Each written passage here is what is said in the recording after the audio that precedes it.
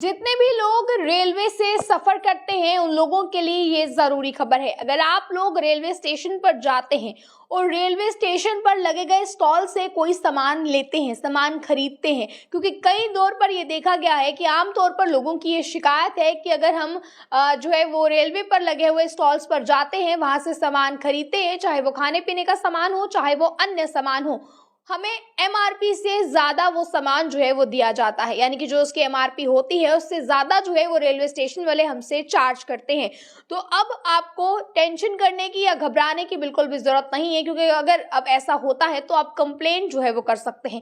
Complain आपको कहां पर करनी है, इस बात की जानकारी भी आप तक पहुंचाएंगे इस वीडियो के माध्यम से। पर उससे पहले मैं आपको बता दूं कि लगातार आ रही ये कंप्लेंट्स थी कि जो बाहर से टूरिस्ट आते हैं, बाहर से यात्री आते हैं, ये यहाँ से एक जगह से दूसरी जगह सफर करने वाले तमाम लोगों के लिए जो है वो मुश्किल लगातार पैदा हो रही है, क्योंकि एक पानी की बोतल जो है उसे भी एमआरपी से ज्यादा बढ़ा कर दिया जाता है।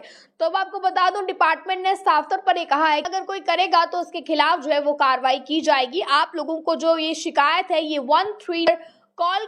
इसके अलावा मैं आपको ये भी बता दूं, लगातार जो है तो इस शिकायत को मद्देनजर रखते हुए मामले को जो पूरी तहकीकात है वो की जाएगी। दर्ज करने से पहले कुछ चीजों का ध्यान आपको रखना जरूरी है, और जिस नंबर पर आप शिकायत दर्ज करेंगे उस नंबर पर जो महत्वपूर्ण जानकारियां आपको देनी है वो जानकारियां हैं। सबसे पहले तो दुकानदार का नाम, प्लेटफॉर्म नंबर, आप कौन से प्लेटफॉर्म पर खड़े हैं, क्या उस प्लेटफॉर्म का नंबर है, इसको भी आपको मद्देनजर रखना जरूरी है। इसके बाद जो वो स्टॉल चला रहा है उस इंसान का नाम, और इसके बाद आपको बता दें स्टॉल का भी नंबर होता है, तो उस स्टॉल का क्या नंबर है इसकी जानकारी।